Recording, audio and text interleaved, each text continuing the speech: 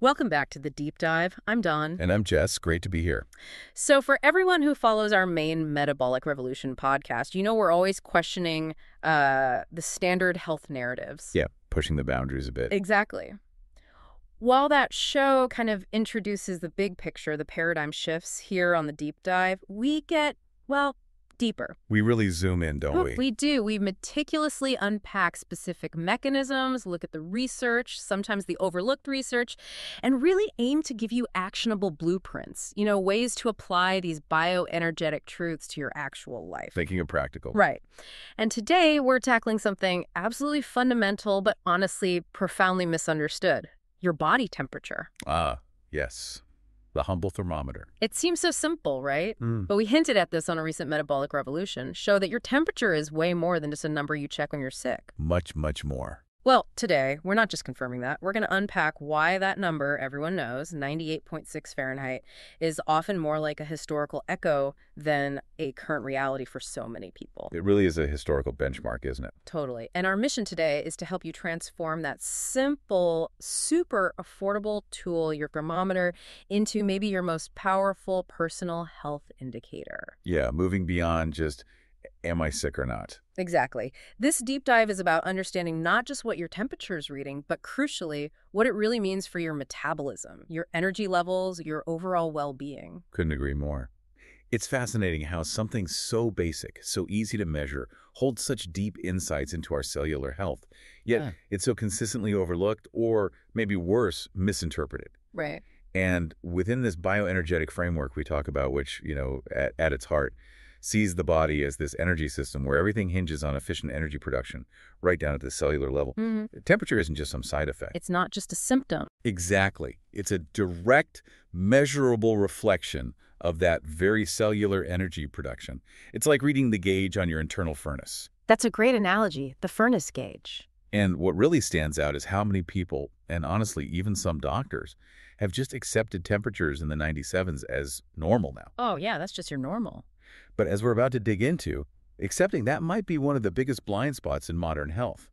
We're going to get into the biochemistry, look at some data that often gets ignored, and then give you really practical, straightforward ways to use this starting today to really understand what your body's trying to tell you. Okay, let's jump right in then. The truth bomb, as we teased it. That magic number, 98.6 degrees Fahrenheit, the gold standard we all learned. The one everyone quotes. It's basically, like you said, a historical artifact. It comes from data gathered way, way back in the 1860s by a German physician, Karl Wunderlich. Right, over 150 years ago.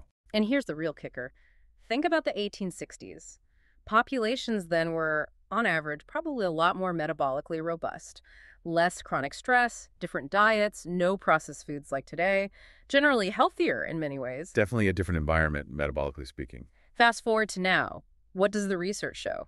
The average body temperature has actually dropped significantly. It's often hovering around 97.5 degrees air these days. And for many individuals, it's consistently even lower than that. We see people in the low 97s, even 96s, all the time. And it's just striking how often the medical establishment seems to just accept this. They kind of shrug it off as normal variation.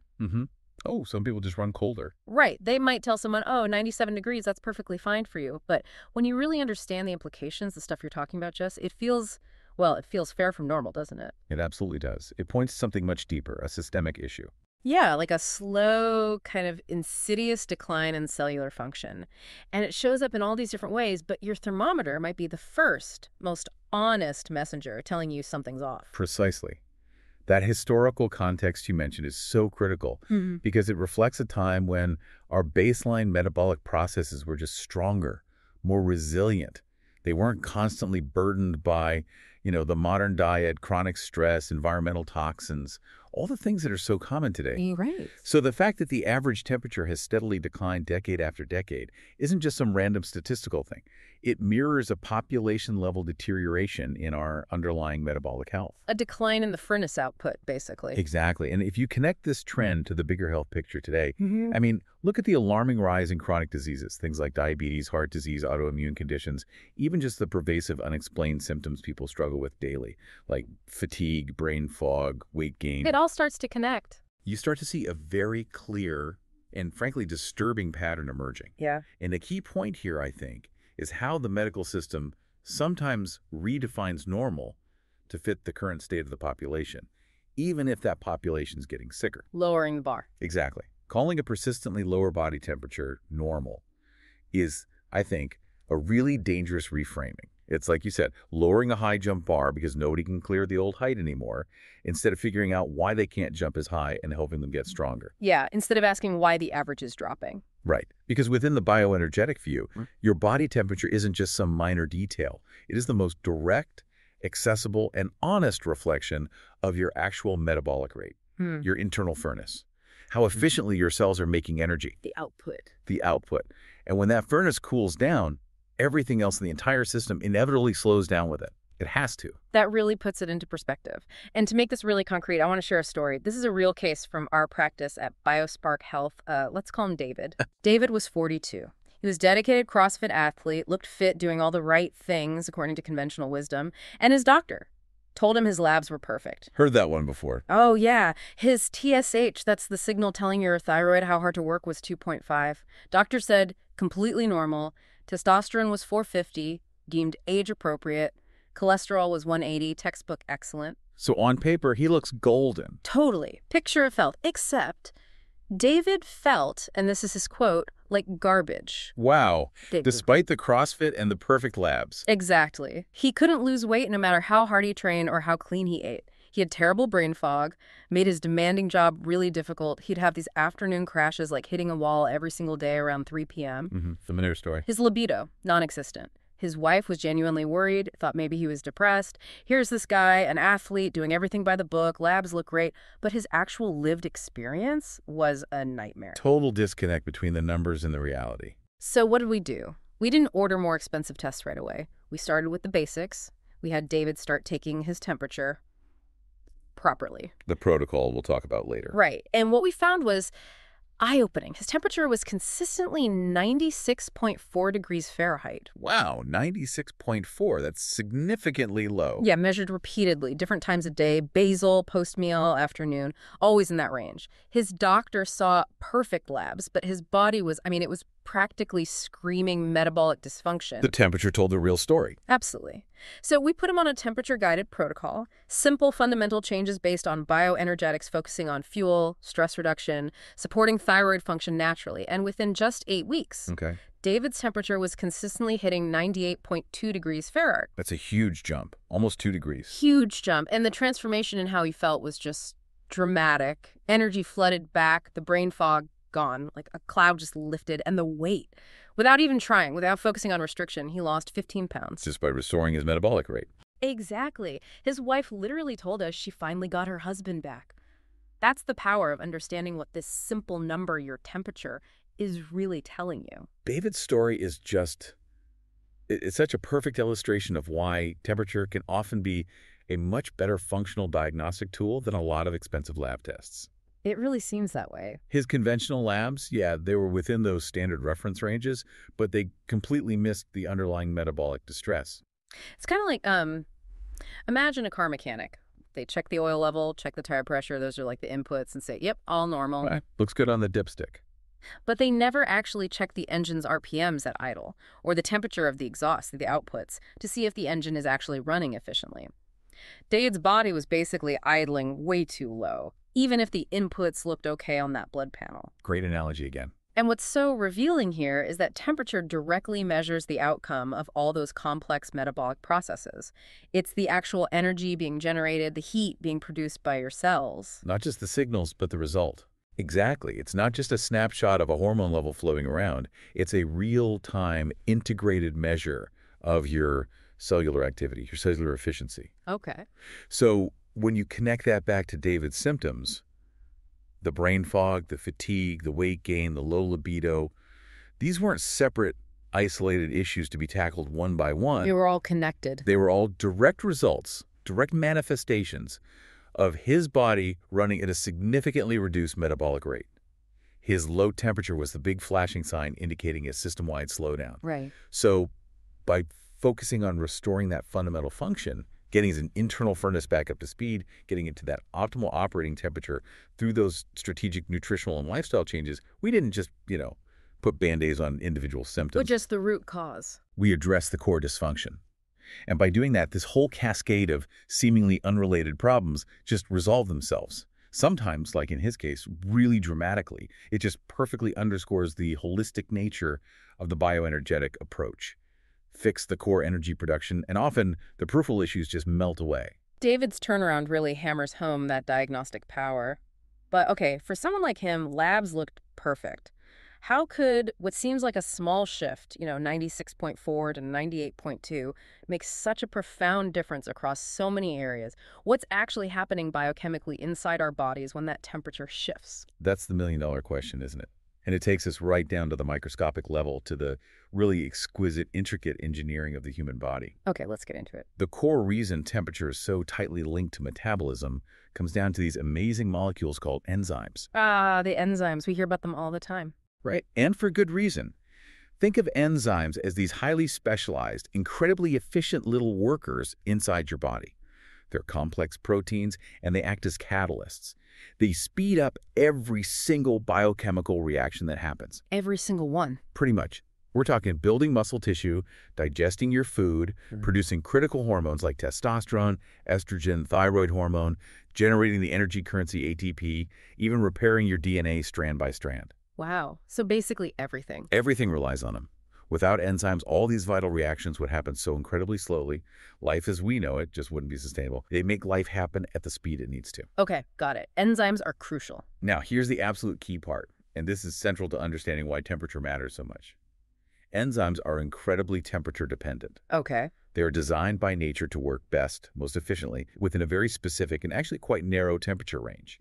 And for us humans, that optimal sweet spot is right around 98 to 99 degrees Fahrenheit. So 98.6 is right in the middle of that optimal zone. Exactly. Think of it like a high-performance engine. It's designed to run optimally at a specific temperature. Too cold, it's sluggish and inefficient. Too hot, things start breaking down. Enzymes are the same. They have their peak performance temperature. Okay, so what happens when we dip below that sweet spot, like David at 96.4, or even someone at 97 something? Well, the impact is actually quite dramatic, and we can quantify it. When your body temperature drops even just to 97 degrees Fahrenheit, a number, again, that many doctors might just wave off as normal. Perfectly fine. Right. The function of these critical enzymes actually drops by a staggering 30%. 30% just from dropping below 98. 30% loss of efficiency. Imagine like trying to run a complex factory, but all your essential machinery suddenly starts operating at only 70% capacity. Chaos. Production slows, errors pile up. Exactly. That's essentially what's happening inside your body at 97 degrees. And it gets worse. If your temperature dips further, say down to 96 degrees, your enzyme function can plummet by as much as 50%.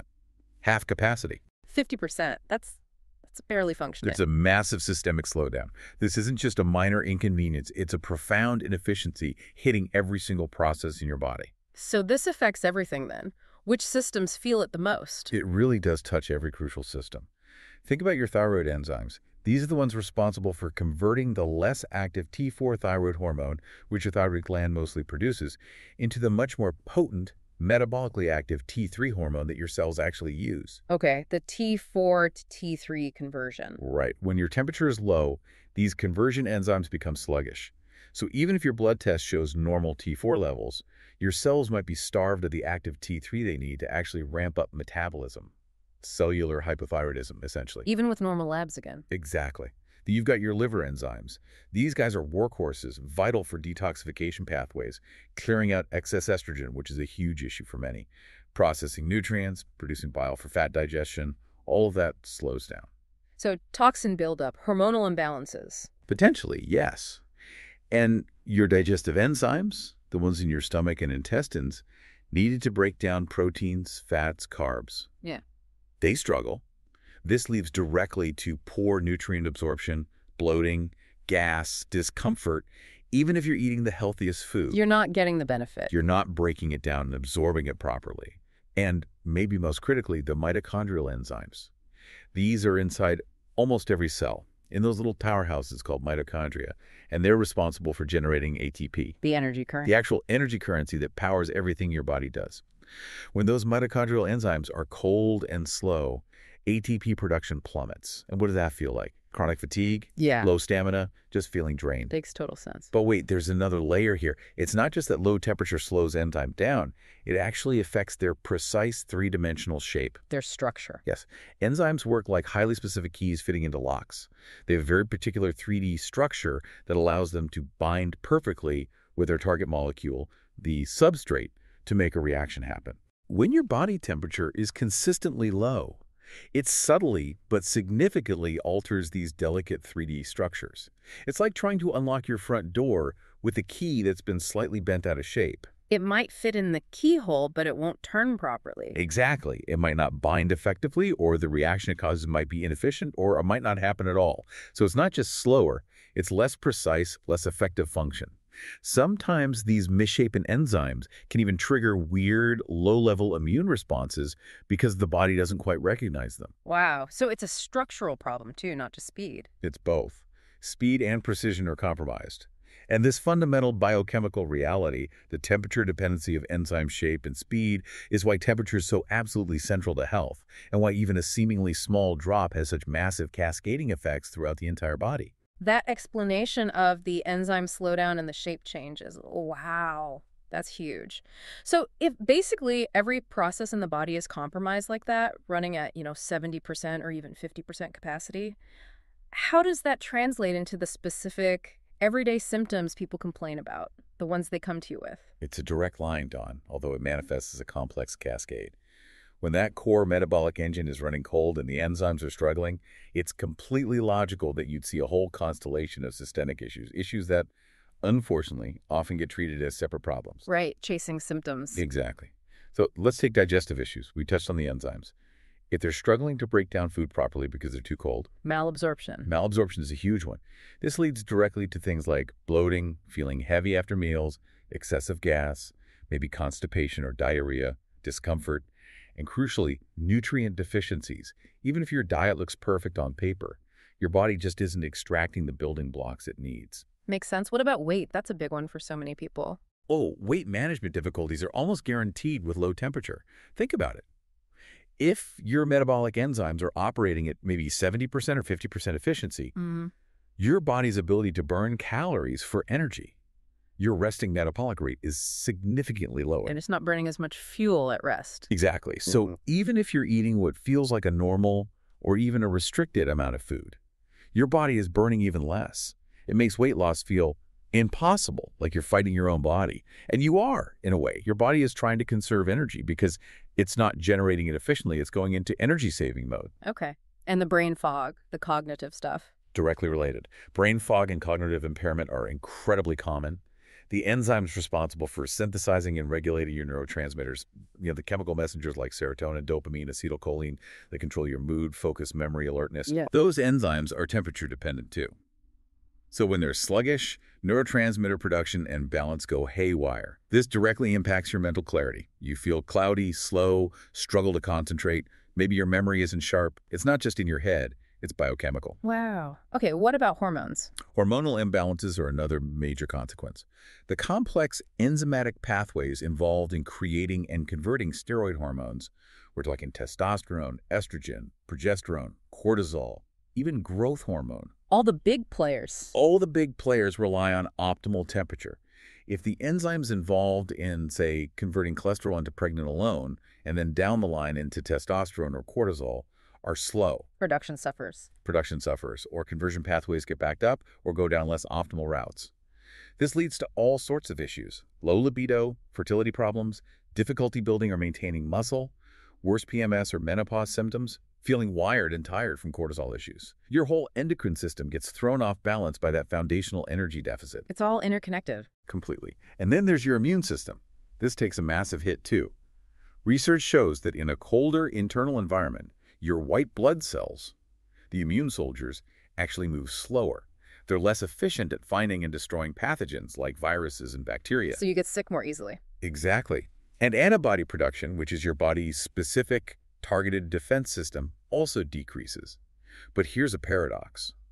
While your defenses are down, low-grade inflammation often increases. Why is that? It's complex, but basically the immune system is struggling and overreacting, or it can't clean up cellular debris efficiently. It's trying to compensate for its sluggishness. This explains why so many people with low body temp feel like they're always fighting something off or have chronic aches and pains or flare-ups of inflammatory conditions. Okay, and the big one, energy levels. Ah, yes, energy levels.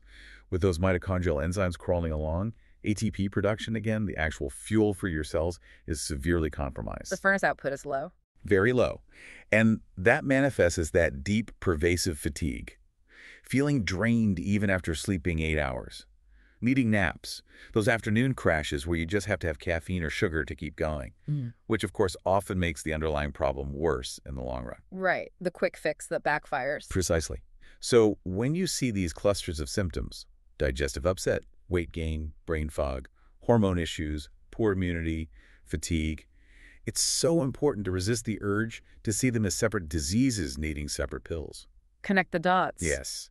From the bioenergetic perspective, there are almost always manifestations of that fundamental operating system, your metabolism running in slow motion, because the core temperature is too low. It really is a cascade where one root problem ripples outwards, creating dysfunction everywhere. Just the way you lay out the science, the enzyme connection, the systemic impacts, it paints such a starkly different picture from that casual, oh, 97 degrees is fine, we hear so often. It really does. It feels, I don't know, almost negligent, doesn't it? Yeah. That the conventional approach seems to accept this widespread metabolic slowdown as just normal variation when the evidence points to something much more serious. It is profoundly concerning, Dawn, and it highlights a really interesting, almost contradictory way conventional medicine views temperature. Yeah. Think about it. If someone comes into the ER with acute hypothermia, their temperature dangerously low. It's an emergency. Bells and whistles. Absolutely. Immediate aggressive intervention. And fever. Fever is monitored incredibly closely. Doctors track it, try to figure out the cause, often give medications to bring it down. There's intense focus on acute temperature changes. Right. Yet, when it comes to chronic low body temperature, the kind we're talking about, someone consistently in the 96s or low 97s day after day, year after year, it's often just dismissed. Oh, that's just how some people run, or it's normal variation. No further investigation needed. The urgency is completely gone. Completely gone. But from a bioenergetic standpoint, that dismissal is deeply flawed. We would argue that chronic low body temperature is essentially a form of chronic hypothermia. It's just slower, less dramatic.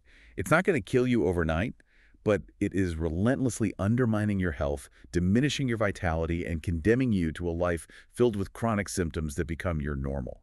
It's like death by 1,000 cuts, metabolically speaking. That's a perfect way to put it. The body has an optimal operating range for peak efficiency and health. And being consistently below that range, especially significantly below, indicates major stress, major inefficiency, and fundamentally a lack of energy production at the cellular level.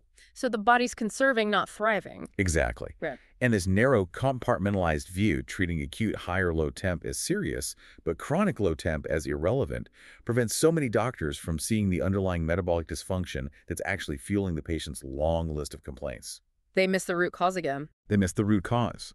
They end up treating the branches, maybe prescribing an antidepressant for the low mood, a laxative for the constipation, maybe hormone replacement for the low libido. Symptom whack-a-mole. Symptom whack-a-mole, exactly. Without ever recognizing that the cold engine, the low core temperature reflecting that sluggish metabolism, might be the single unifying factor driving all of those seemingly separate issues.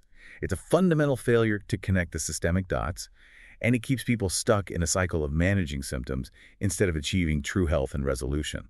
It's compelling and honestly a bit frustrating to hear how overlooked this is. We've talked about the history, David's story, the biochemistry, but is there actual hard research, maybe stuff that gets overlooked, that really backs up this idea of a widespread temperature decline and its impact? What's the data say? Oh, absolutely, Dawn. The data is there. And it's quite compelling, even if it hasn't fully shifted mainstream medical thinking yet. The scientific community has been noticing these changes. Okay, like... Well, one of the most significant studies, really landmark work, came out of Stanford University in 2020. It was published in a journal called eLife. Okay, Stanford 2020. Yeah. What they did was incredible. They analyzed over 677,000 temperature measurements for more than 150,000 people, looking at data from 3 distinct historical cohorts stretching all the way back to the American Civil War in the 1860s. Wow, that's a massive data set spanning a long time. Huge data set. And the trend they found was undeniable and, frankly, alarming. They discovered that the average human body temperature has consistently dropped by about zero point zero 0.03 degrees Celsius. That's roughly 0.05 degrees Fahrenheit per decade since the 1860s. Per decade, so over 150 years. You do the math. It adds up to a full degree Fahrenheit decrease in the average human body temperature for the population over that time. A whole degree lower on average. That's significant. It's very significant. But here's the absolute crucial part. The Stanford researchers themselves didn't just say, oh, look, temperature dropped. They explicitly concluded that this represents a population-level decline in metabolic rate. They directly linked it to metabolism. Directly. They stated, it's not just inflammation decreasing or something else. It reflects a fundamental physiological shift in how efficiently our bodies are generating energy. That's a direct, powerful scientific validation of the core bioenergetic argument. Our collective metabolism is slowing down. It wasn't just a statistical quirk. They identified a real detrimental shift in our basic physiology. Okay, so the population average is dropping, linked to metabolic rate. Right. What about the individual impact? Right, because that's what matters to the person feeling cold and tired. Well, other research connects the dots further. Studies have shown that for every single degree Fahrenheit decrease in your core body temperature, your overall metabolic rate, the number of calories you burn just existing, drops by a significant 7 to 10%. 7 to 10% per degree. Per degree Fahrenheit drop. Let that sink in. So someone consistently operating at, say, 96.6 degrees of Fair, which is 2 degrees below the optimal 98.6 degrees Eris, and sadly common. They're burning 14 to 20% fewer calories. Exactly. Roughly 20% fewer calories at rest than someone humming along at 98.6 degrees Fahrenheit. So is it any wonder people struggle so much with weight loss even when they're eating carefully and exercising? Their internal calorie-burning furnace is literally running colder, operating at maybe 80% capacity compared to someone with optimal temperature. That explains so much frustration around weight loss. It really does. Yeah. But the impact goes way beyond just calories. We touched on this, but it bears repeating. This chronic low temperature absolutely wreaks havoc on your entire endocrine system, your hormones. Right, the enzymes slow down. Precisely. Thyroid hormone, as we discussed, cannot function properly below about 98 degrees after the fast because those crucial T4 to T3 conversion enzymes get sluggish. Cellular hypothyroidism kicks in, even if TSH looks fine. Which leads to? Which leads to a cascade. Yeah. Testosterone production often plummets in both men and women, affecting energy, mood, libido, muscle mass. Growth hormone release, which is vital for repair, recovery, maintaining lean mass, keeping us youthful, that gets significantly impaired, especially during sleep. Even insulin sensitivity goes down. Your cells become less responsive to insulin when they're cold, which is a direct path towards insulin resistance, blood sugar problems, and eventually, potentially, type 2 diabetes. Your whole hormonal symphony is disrupted by that low temperature. It's foundational. It's absolutely foundational. And just to reiterate the immune system impact, because it's so critical, the research clearly shows a colder internal environment literally slows down your white blood cells. They become less effective patrollers. Antibody production decreases, and inflammation often increases because the system is stressed and inefficient. Making you more susceptible to everything. Exactly. More susceptible to infections, slower recovery from illness, more prone to chronic inflammatory conditions like joint pain, autoimmune flares. The science is really robust on this. Temperature isn't just a number. It's a fundamental, measurable marker of your overall physiological health and metabolic efficiency, backed by significant research. Okay, the science is undeniable, the research is there, the impact is huge, temperature is vital. But let's get practical. How do we actually measure it correctly to get useful information? Because like you said, just grabbing a thermometer once when you feel off isn't really telling you much, is it? Not at all. And you're right, the art of proper temperature measurement is just as critical as understanding why it matters. So many people make simple mistakes that give them meaningless data. Like what kind of mistakes? Well, the biggest one is just taking a single random reading. Your body temperature naturally fluctuates throughout the day in a predictable rhythm, assuming your metabolism is working well. Okay, so what's the rhythm? It's typically lowest first thing in the morning, right when you wake up. That's your basal temperature. Then it should start to rise after you eat breakfast and start moving around. It usually hits its peak sometime in the mid-afternoon, maybe 2 or 3 p.m., and then it gradually drifts downwards in the evening as your body prepares for sleep. So one reading is just a snapshot out of context. Exactly. It's like looking at one frame of a movie and thinking, the whole plot. To really understand your metabolic story, your rhythm, you need to see more frames. You need context. Okay, so how do we get that context? What's the right protocol? To really turn your thermometer into that diagnostic superpower and get meaningful data, we recommend a very specific 3x day protocol. It's simple, but powerful. All right, lay it on us. Measurement number 1. Measurement number 1 is your drinking basal temperature. This is absolutely key. Take it immediately upon waking, before you get out of bed, before you move around, before you drink water, before anything. Literally roll over and take it. Pretty much. Keep the thermometer by your bed, place it firmly under your tongue, keep your mouth closed, and hold it there for at least 60 seconds, or until your digital thermometer gives a final beep. Don't talk, don't move much. Okay. And what are we looking for with that basal temp? Goal. Ideally, this reading should be consistently above 97.8 degrees error. That's about 36.6 degrees C. Above 97.8, what if it's lower? What it indicates.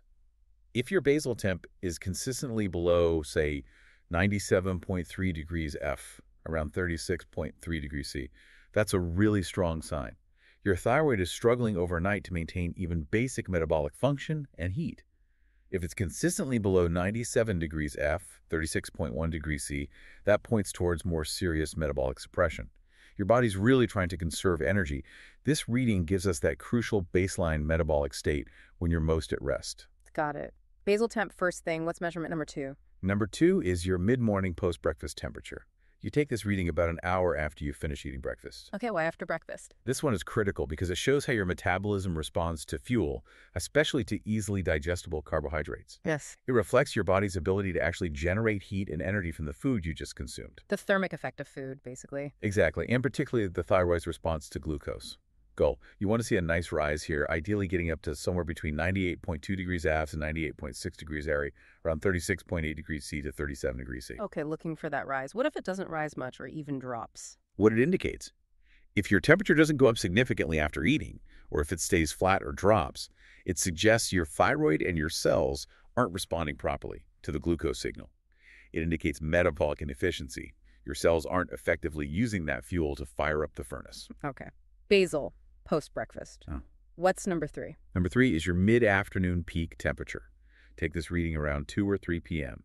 This time is typically when your body temperature should naturally be at its highest point during the day, reflecting peak metabolic activity. The afternoon peak, what's the goal here? Goal. Ideally, this reading should be the highest of the day, consistently hitting 98.6 degrees Kelvin to 99 degrees C to 37.2 degrees. Okay, 98.6 to 99. What if you get that afternoon slump instead? Temperature drops. What it indicates. The dreaded afternoon crash. If you see a significant drop in temperature during this period, or if it's consistently low instead of peaking, that is a classic sign your cortisol levels are likely spiking. Why cortisol? Because when your cells can't generate enough steady energy through their normal metabolic pathways, using glucose efficiently, your body hits the panic button. It triggers the adrenal glands to pump out stress hormones like cortisol. Cortisol then forces the breakdown of stored glycogen or even muscle tissue to provide a quick emergency hit of fuel. So it's a stress response covering for low energy. Precisely. Yeah. It's your body running on adrenaline and cortisol, not on efficient, stable energy production. Wow. It's unsustainable and leads to that feeling of being wired but tired and eventually burnout. That afternoon temp drop is a huge red flag for insufficient cellular energy. Wow. Okay, that protocol makes so much sense. Basal, post-breakfast, afternoon peak. What about the thermometer itself? Any specific type? Good question. For thermometer usage, a decent quality oral digital thermometer works perfectly fine. You don't need anything fancy. The key is consistency. Just a regular digital one. Yep. Just make sure you place it deep under the tongue, keep your mouth fully closed, and leave it there for the full time, at least 60 seconds, or until it beeps reliably. And please, please avoid using forehead scanners or ear thermometers for tracking this kind of metabolic temperature pattern. Why not? They seem convenient. They are notoriously unreliable and inconsistent for measuring core body temperature accurately. They measure surface temperature, which fluctuates wildly with ambient air temp, sweating, etc. They will give you misleading data and frustrate you. Stick to oral measurements with a decent digital thermometer for accuracy and consistency. This protocol, done right, gives you an incredibly rich day-by-day story of your metabolic health. That's super clear, thank you. That protocol alone is gold for our listeners. But okay, we've got the temperature piece down. Is there anything else we should track alongside it to get an even fuller, maybe more nuanced picture of what's really going on metabolically? I feel like I remember hearing pulse rate is also important in this framework. You absolutely heard right, Dawn. Temperature is king, but pulse is its essential queen, maybe. or prime minister, anyway. Temperature and pulse together tell a complete story. They are the dynamic duo of metabolic assessment. Okay, the dynamic duo, I like that. While temperature tells you about the overall heat output, the efficiency of the furnace, pulse gives you insights into how hard the engine is working, how much stress the system is under to maintain that output, and how well circulation is delivering oxygen and fuel. So what's considered a good resting pulse in this context? Your resting pulse target, when you're sitting calmly, should ideally fall somewhere between 75 to 85 beats per minute. 75 to 85. That sounds maybe a little higher than what people normally think of as healthy resting heart rate. It might sound higher than the super low rates sometimes praised in athletes, yes? But remember, a very low pulse, especially combined with low temperature, often indicates metabolic suppression, not necessarily fitness. Within this 75-85 BPM range, when coupled with an optimal temperature, 98.6-ish, it indicates a healthy, efficient metabolic engine that's humming along nicely. It's not overstressed, too high, and it's not deeply suppressed, too low. It shows your heart is working efficiently to circulate everything without excessive strain.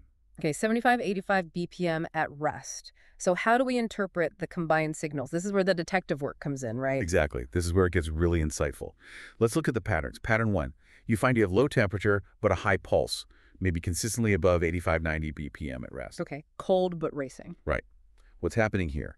Your body is essentially using adrenaline to compensate for low thyroid function or low cellular energy production. Adrenaline jacks up the heart rate to try and force circulation, force energy release, maybe even generate a bit of heat through sheer stress. So the body's stressed, trying to make up for the cold engine. Precisely. It's a classic sign of the body being in a stressed state, relying on stress hormones, because the primary metabolic regulator, the thyroid system, isn't doing its job effectively. You might feel wired, anxious, have palpitations, but still feel cold underneath. It's not sustainable energy, it's stress energy, like flooring the gas pedal in a car with a sputtering engine. Got it. Low temp, high pulse equals adrenaline compensation. What's the other main pattern? The other key pattern is when you see both low temperature A and D, low pulse, say temp in the 96s or low 97s, and pulse consistently below 70, maybe even in the 50s or 60s at rest. Okay, cold and slow. Cold and slow. This points towards deep metabolic suppression. In this scenario, the body has basically gone into a profound survival mode. It's downregulated everything, both thyroid function and likely adrenal output, to conserve energy at all costs. Hibernation mode. Hibernation mode is a perfect description. It's as if the body has flipped the breaker switch to the low-power setting to ensure just basic survival. This manifests as profound fatigue, sluggishness, feeling cold to the bone, maybe constipation, depression, very slow thinking. Just an overall state of metabolic stagnation. It's the body's ultimate energy-saving strategy when it perceives resources are critically low or stress is overwhelming. Wow, so tracking both really gives you that much richer picture of how the body is coping or not coping. Exactly. Oh. Are you compensating with stress, low temp high pulse, or are you shut down, low tempo pulse? Or ideally, are you thriving with efficient energy, optimal tempo, optimal pulse? By tracking both these simple, totally free metrics, you gain an incredible real-time window into your internal physiology, revealing clues that expensive lab tests often completely miss. That combined picture is so powerful, it really allows for that deeper level of understanding. Can you maybe share another example, Jess? Someone who came in with one of those patterns, maybe got misdiagnosed initially, and how looking at both temp and pulse changed things. Oh, absolutely. Let me tell you about Sarah. Her story is such a classic example of that deep metabolic suppression pattern and how conventional medicine can really miss the mark by not looking at these functional markers. Okay, Sarah's story. Sarah came to us just feeling completely wiped out, utterly exhausted all the time, plagued by brain fog, severe constipation, which she'd had for years, and just this general feeling of being unwell, like her body was working against her. And she was always cold, even living in a fairly warm climate, always needed sweaters, blankets. Sounds miserable. What were her numbers? Her initial readings were really striking. Her temperature was consistently hovering around 96.8 degrees Baroth throughout the day, never really budged much higher than that, and her resting pulse, incredibly low. It was consistently around 52 beats per minute. Wow, 96.8 and 52 BPM. That's the cold and slow pattern. Textbook deep suppression. But here's the kicker. When she had mentioned this super low pulse to her previous doctor, the doctor had actually dismissed it. He told her it was probably just an athlete's heart rate. An athlete's heart rate. But was she an athlete? Not at all. That was the irony. Sarah hadn't done any strenuous exercise in years. She lived a mostly sedentary life, mainly because she felt too exhausted to even go for long walks most days. Mm-hmm. So calling it an athlete's heart rate completely missed the context. Why? The context of her 96.8 temperature and crushing fatigue. Exactly. Her body wasn't efficiently fit, it was literally hibernating. That combination of very low temperature and very low pulse clearly indicated her body had drastically downregulated everything: thyroid function, adrenal output, overall energy expenditure just to survive. It was conserving every single watt of energy it could. And guess what her TSH looked like on her labs? Let me guess. Normal. Bingo. Her doctor considered her TSH normal, so thyroid wasn't flagged as a major issue, despite her body clearly screaming hypothyroidism at the cellular level through her temperature and pulse. Unbelievable. So what did you do for Sarah? Our approach was purely bioenergetic, focusing on the fundamentals. We didn't jump to complex protocols. We focused on restoring her body's natural energy production systems by giving them the support they were obviously starving for. Like what specifically? The biggest piece was eating enough food, significantly increasing her intake, especially of those easily digestible, nutrient-dense, thermogenic carbohydrates. We talked about things like ripe fruits, fruit juices, maybe some white rice, potatoes, things that provide quick, usable glucose energy without stressing her already burdened digestion. Fueling the furnace. Fueling the furnace. We also gently addressed key nutrient deficiencies using supportive minerals and vitamins known to help thyroid function and energy pathways. Things like magnesium, selenium, maybe some B vitamins, ensuring adequate salt. And we emphasize consistent quality sleep and very gentle restorative movement, like short walks. No pushing, just supporting. Okay, supporting the basics. What happened? The results were honestly quite stunning and relatively quick. Within about 3 months, Sarah's average daily temperature consistently climbed up to 98.4 degrees Fahrenheit. From 96.8 to 98.4. Huge shift. And her resting pulse settled into a much healthier 78 beats per minute. Wow, right in that optimal 75-85 range. Exactly. And how she felt. She described it like she'd aged backwards 10 years. Her energy came roaring back. The chronic constipation she'd suffered with for years completely resolved. Her brain fog lifted. She felt sharp and clear-headed. She just felt vibrant and alive again. And importantly, she wasn't perpetually cold anymore. That's incredible, just from addressing the fundamentals, guided by temp and pulse. It really is. And Sarah's case just perfectly highlights the failure of relying solely on standard tests like TSH. Her TSH looked fine on paper, but her cellular reality, reflected directly by her temperature and pulse, was abysmal. The functional markers told the true story. They told the true story. It reinforces that core bioenergetic principle. Your temperature and pulse are the ultimate functional tests because they show what's actually happening at the cellular level, the real output of your metabolism. And it shows that the body wants to heal. It wants to be warm and energetic. Once we stop the interference, like chronic undereating or inappropriate exercise, and provided the right support enough fuel, the right kind of fuel, key nutrients, her body responded powerfully. It wasn't about fighting her physiology. It was about working with it, supporting its innate drive towards optimal function. Such an inspiring story. It really gives hope that these things are fixable. But Jess, I hear this all the time, and I'm sure you do too. People say things like, oh, I just run cold naturally, or my hands and feet have always been cold. They wear like a badge almost, like it's just part of their identity, and maybe inherited from their mom or grandma. Oh yeah, the cold person identity. Exactly. What's the real truth behind those kinds of statements when we look at it through this bioenergetic lens? Are some people just genetically destined to be chilly? No more blaming grandma for the icy toes. Probably not grandma's fault directly. Mm-hmm.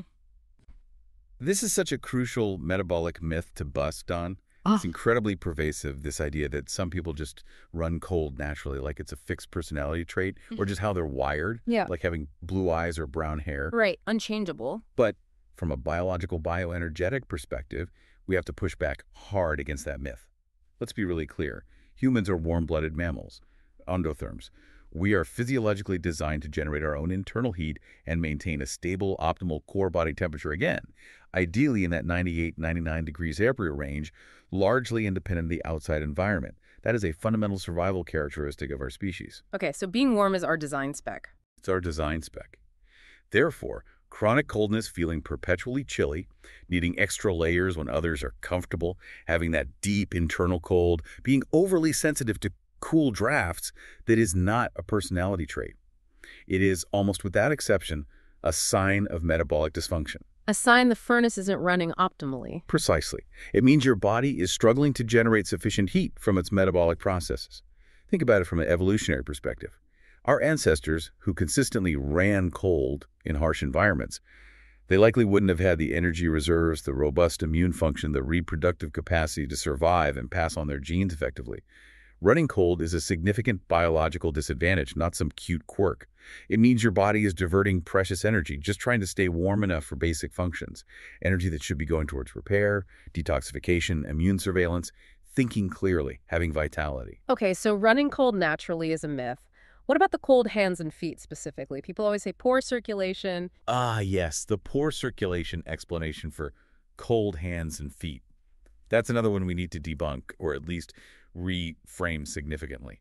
While, yes, there can be extreme medical conditions involving circulation, for the vast majority of people experiencing chronically cold extremities, It's not primarily about the blood vessels themselves. it's usually not about the pipes being clogged, so to speak. Instead, it's a very intelligent, albeit uncomfortable, survival mechanism orchestrated by your body. A survival mechanism. How so? When your core metabolic furnace is running low, when your body isn't generating enough internal heat to keep everything comfortably warm, it makes a critical physiological decision based on priorities. Yeah. What's most important for survival? Your core organs. Brain, heart, liver, kidneys. Right, got to protect the core. Got to protect the core. Yeah. So the body intentionally restricts blood flow to the less critical extremities, your hands, your feet, sometimes even your nose and ears, and shunts that warm blood inward towards the vital organs. It's called peripheral vasoconstriction. So it's pulling the heat inwards to protect the important stuff. Exactly. It's your body sacrificing the comfort of your fingers and toes to ensure the survival of your brain and heart. It's a desperate, energy-conserving strategy triggered by a fundamental lack of sufficient internal heat generation.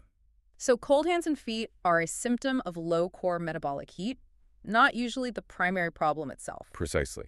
They are a very loud signal that your central heating system isn't producing enough warmth. So let's be crystal clear. A truly healthy, robust metabolism results in comfortable warmth throughout your entire body, including your hands and feet, even in reasonably cool environments. If you consistently have ice block hands and feet, don't just accept it or blame circulation. See it as a powerful clue urging you to investigate your core metabolic engine, your temperature, because it's very likely a fixable symptom of underlying energy inefficiency. It's not just who you are. Okay, Jess, that is incredibly empowering. Hearing that chronic coldness, cold hands, these aren't just things we have to live with, that they're signs of something fixable, that's huge. So for the person listening right now who's nodding along, recognizing themselves in these descriptions, maybe they track their temp and it's always low, maybe they're always cold, foggy, tired, struggling with weight or digestion. What are the core, practical, foundational things they can start doing right now to support their body's heat-generating systems, to start fueling that inner fire? Where does someone begin? This is the most important part, isn't it? Moving from understanding to action. And the fantastic news is that the foundational strategies, the core bioenergetic interventions, are usually surprisingly simple, very accessible, and often yield results much faster than people expect. You don't need 1,000 supplements or crazy protocols to start making a difference. Okay, simple and accessible. What's step one? The absolute must-do. The absolute non-negotiable number one most important step is eating enough food. Seriously, full stop. Not eating enough, not restricting. Not restricting unless medically necessary for a specific acute reason. But for chronic low temperature, restriction is almost always counterproductive. This might sound totally backwards to people, especially if they're trying to lose weight or have been steeped in diet culture.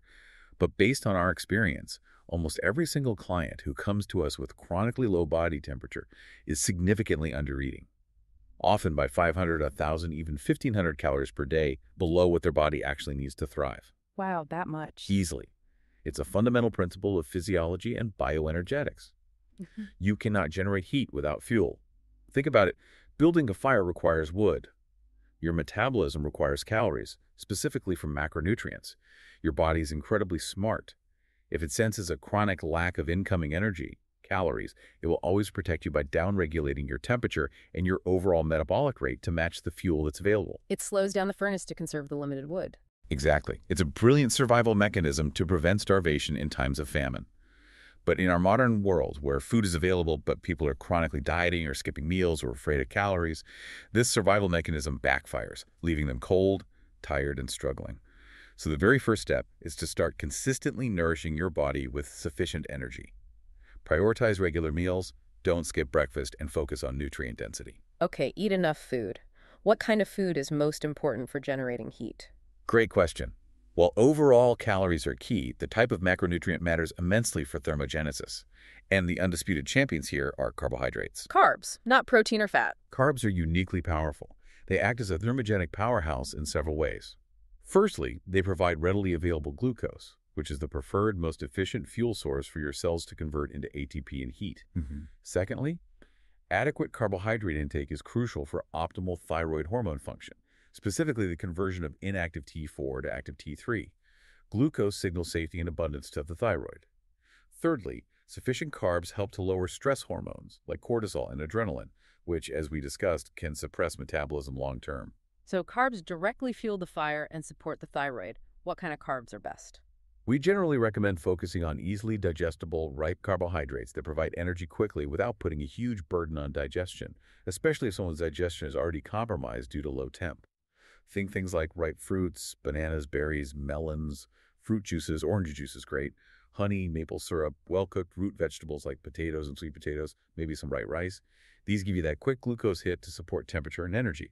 Okay, prioritize easy-to-digest carbs. What about the very low-carb or keto diets? People often feel warm initially on those. That's a common observation, but it's usually misleading. Ketogenic diets can initially force heat generation, but it's often through that stress hormone pathway driving up cortisol and adrenaline to force fat breakdown and gluconeogenesis. It's a stress-induced heat, not efficient metabolic heat. It works short-term for some, but very often leads to long-term thyroid suppression, lower body temperatures, and metabolic crashes down the line. True, sustainable metabolic warmth comes primarily from efficiently utilizing glucose. Makes sense. Okay, carbs are key. What's about protein? Protein is absolutely necessary, but in moderation, and always with adequate carbohydrates. You definitely need sufficient protein for building and repairing tissues, making enzymes, neurotransmitters, etc. Aim for good quality sources like dairy, eggs, gelatin, collagen, well-cooked meats, or fish if tolerated. But not too much protein. Right. The warning here is that consuming excessive protein, especially without enough carbs alongside it, forces your body into that metabolically expensive and stressful process called gluconeogenesis, making glucose from protein in the liver. This process actually requires energy and can raise stress hormones, potentially lowering your core temperature and stressing your system in the long run. So the goal is enough protein for structure and repair, maybe 0.6–0.8 grams per pound of body weight as a rough guide, but don't rely on it as your primary fuel source for heat and energy. Carbs handle that job much more efficiently. Okay, moderate protein with sufficient carbs. What about salt? You mentioned that before. Yes. Please do not fear salt. It is absolutely critical for temperature and overall metabolic function. For decades, we've been hammered with the message to restrict salt, but this has likely contributed significantly to the decline in metabolic health. Why is salt so important? Adequate sodium is essential for so many things.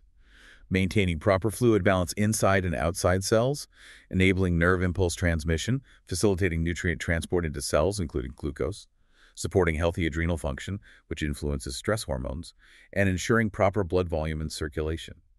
People who chronically restrict salt almost invariably struggle with low body temperatures, low blood pressure, fatigue, and dizziness because their cellular energy production and fluid dynamics are compromised. Your body cannot maintain its electrical charge and heat-generating capacity without enough sodium. So, ditch the low sodium advice for most people. Unless there's a specific medical reason like severe kidney disease, yes. We encourage people to salt their food generously to taste, using a good quality unrefined sea salt, which also provides trace minerals. Listen to your body's cravings for salt. They're often indicating a real need. Okay, eat enough, focus on carbs, moderate protein, use salt. What about lifestyle factors? Sleep. Sleep is non-negotiable. It's not just rest. It's critical repair and reset time for your metabolism. Consistently poor sleep absolutely tanks your morning temperature readings. During sleep, your body does vital repair work, balances hormones, and fine-tunes its temperature regulation systems. Skimp on sleep, and you skimp on metabolic health. Makes sense. Any tips for optimizing sleep for temperature? Here's a key trick we mentioned. Your bedroom should be cool, but you need to be warm. Aim for a cool room temperature, maybe around 65, 68 degrees, 18, 20 degrees C, as this facilitates melatonin production and deeper sleep. But make sure your body stays warm and cozy under the covers. Use adequate blankets, wear warm pajamas, maybe even socks or a hot water bottle if your feet get cold. This allows your body to relax and generate its own heat comfortably, rather than shivering or relying on external heating, like a space heater, which can dry out the air and disrupt sleep quality. Feeling warm and safe promotes restorative sleep. Cool room, warm body. Got it. Last one, movement and exercise. Movement is essential, but think mindful activity, not punishment. The goal here is not necessarily about burning maximum calories or intense training, which, as we've discussed, can often lower core temperature long-term by jacking up stress hormones and depleting resources. So CrossFit might not be the best answer if your temp is low. For someone like David initially, intense exercise was likely adding more stress than benefit metabolically.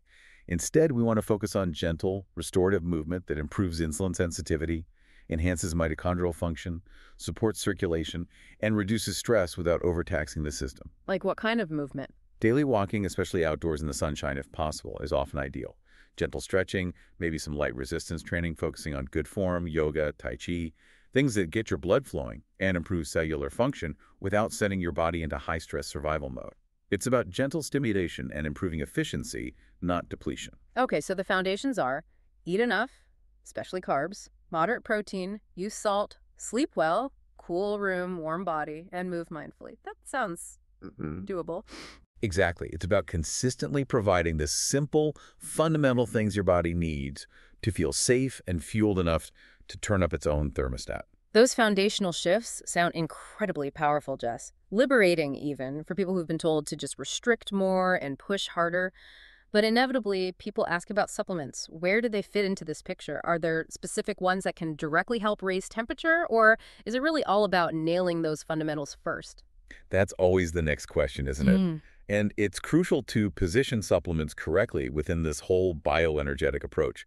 We really need to emphasize, supplements are not magic pills. They cannot replace the foundations. Build the house before you decorate it. Exactly. Supplements are the decorations, maybe the high-performance upgrades, but they need a solid house built on the foundation of enough food, adequate rest, managed stress, proper hydration, and sufficient salt.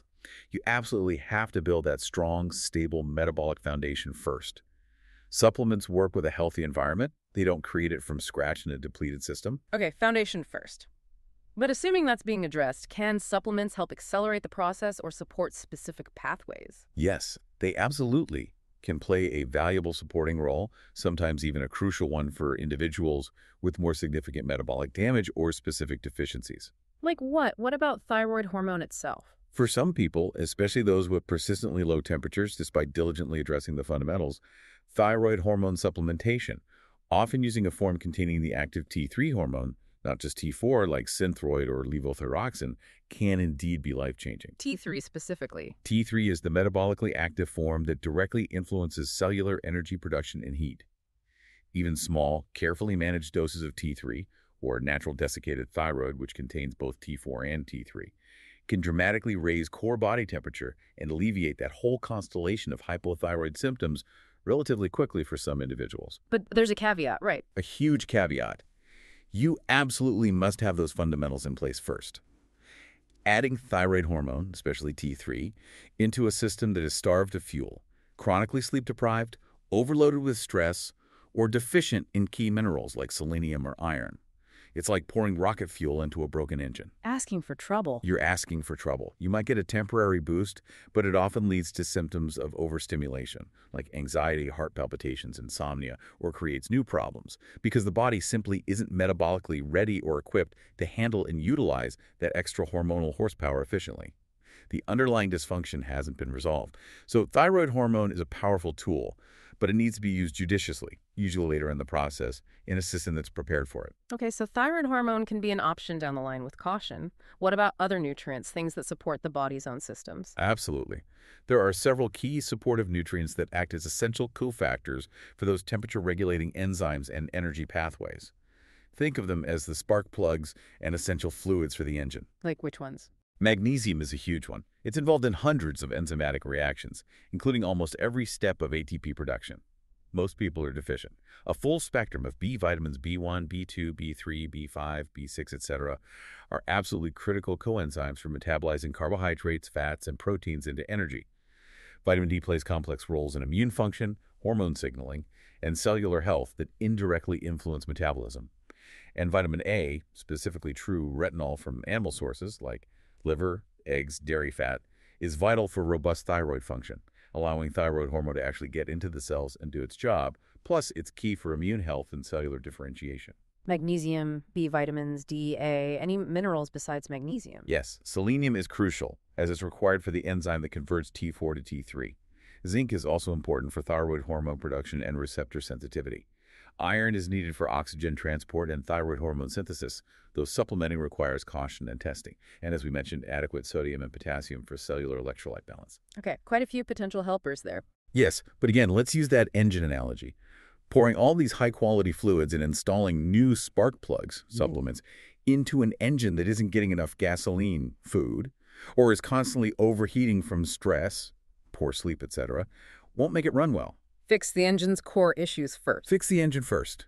Give it the right kind and amount of fuel. Ensure it gets its oil changes, sleep and rest. Manage the driving conditions, stress. Then consider the premium upgrades and enhancers like targeted supplements. They are powerful tools to amplify a system that's already moving in the right direction, but they rarely fix a fundamentally broken or depleted system on their own. Foundation first, always. Okay, that hierarchy makes perfect sense. Foundation first, then maybe supportive nutrients, then maybe hormones if needed, and everything else is solid. So let's say someone implements these strategies. They're eating enough, sleeping well, managing stress, maybe adding some support, and they start to feel better, see their temperature rising. What does true metabolic health, as reflected by temperature, actually look like day to day?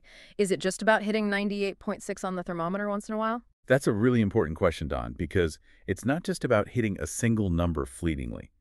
True metabolic health, true thermal efficiency is about stability and consistency. Stability, not just spikes. Exactly. The goal isn't just hitting 98.6 degrees Mary for a brief moment after a big meal or during a stressful meeting, and then having it crash back down into the 97s an hour later.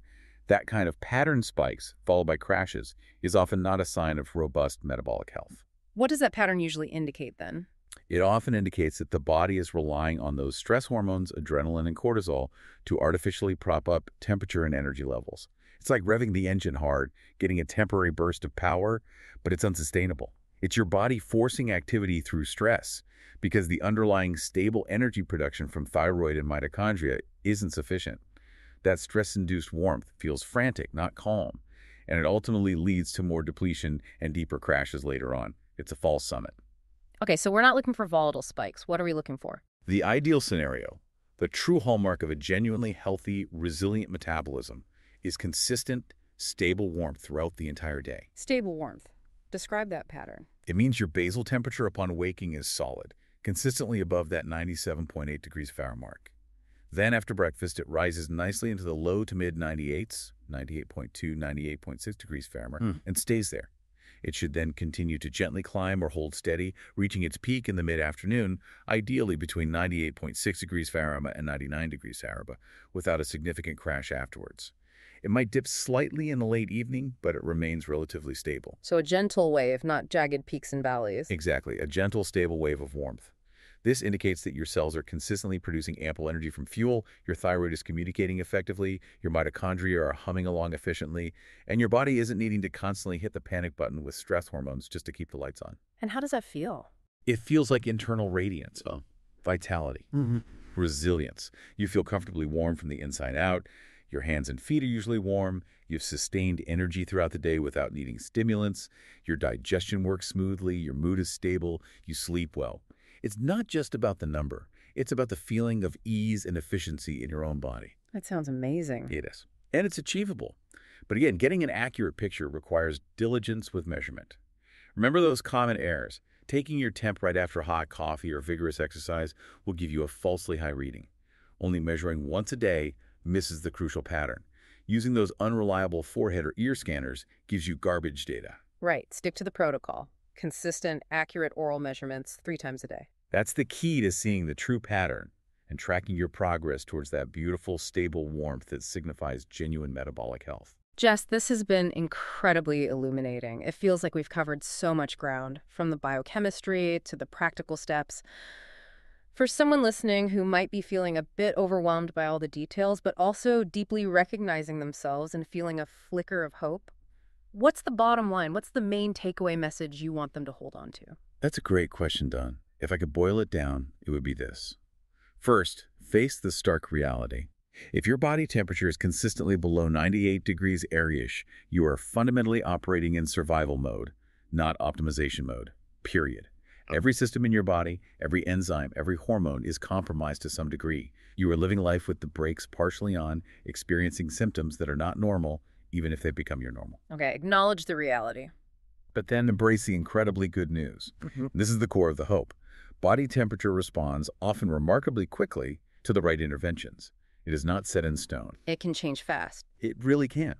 I've personally worked with countless people who have seen their average daily temperature increase by a full degree Fahrenheit, sometimes even more, in as little as 2 or 3 weeks, just by making those simple foundational shifts we talked about.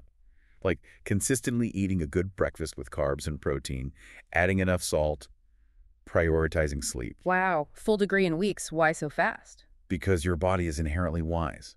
It wants to be warm. It wants to function optimally. It wants to thrive. It has the blueprint for health built in. Most of the time, we just need to stop interfering with its natural processes, stop chronically undereating, stop overstressing, stop depriving it of sleep, and start providing the basic fundamental support it needs to feel safe and fueled. Give it the right inputs, and the body's incredible capacity for self-regulation and healing kicks in, often faster than you'd believe possible. So it's about removing the obstacles and providing the resources. Exactly. And that leads to the empowerment piece.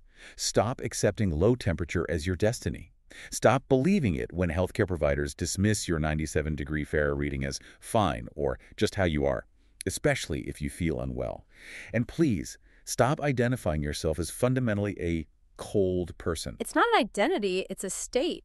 It's a fixable metabolic state. And the solution isn't hiding in some complex drug protocol or extreme dietary dogma. It's usually found in those simple, consistent bioenergetic principles of supporting your body's natural heat-generating systems with enough fuel, rest, and safety signals. And the thermometer is the guide. The thermometer is your ultimate unbiased report card. It doesn't lie. It can't be easily fooled by temporary stress highs or wishful thinking. It reflects your true underlying cellular reality. And once you start tracking it properly, using that 3x day protocol and begin to see how it responds, how it drops after a poor night's sleep, how it rises after a good meal, how it stabilizes as you reduce stress, everything becomes incredibly clear. You start to understand your own body in a profound new way. It brings clarity. It brings immense clarity. That's why temperature is the ultimate biohack. It's simple, it's cheap, it's true, and it directly reflects your deepest physiological state. For anyone wanting to dive even deeper, obviously we cover these principles extensively at Biospark Health and on a main Metabolic Revolution podcast.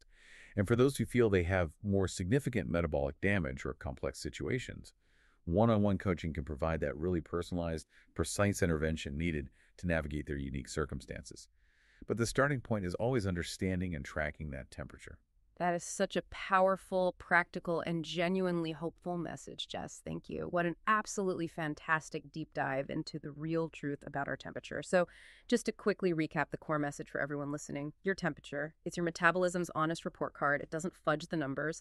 And that 98.6 degrees of Fent isn't just some arbitrary historical number. It reflects the optimal operating zone your body is designed for. It's your biological birthright, in a way. Well said. We really hope you feel empowered now to take control, grab that simple thermometer, and start listening, truly listening to the vital information your body is constantly giving you. And just as we wrap up, here's a little something to chew on, a provocative thought. If something as seemingly basic and fundamental as body temperature has been so widely misunderstood and dismissed by conventional approaches, what other normal measurements or accepted ideas in healthcare might also be obscuring deeper metabolic truths? Makes you think, doesn't it? It really does. What else are we missing by just accepting the status quo? Definitely food for thought. Now, be sure to join us next week for another deep dive because we are tackling a topic that is guaranteed to spark some controversy and might make your dentist raise an eyebrow. We're going to explore why eating sugar in the context of a healthy metabolism might actually prevent cavities. Oh, this one will be fun. Right. We'll look at why people on strict carnivore diets sometimes experience surprisingly poor dental health and uncover the critical mineral connection often overlooked that completely changes the game for understanding cavities and oral health. You definitely don't want to miss that one. To echo what you said earlier, Dawn, your body really does know how to thrive. It wants to be warm energetic, and healthy. You just need to learn how to measure what truly matters, like temperature and pulse, and then respond accordingly with the right support.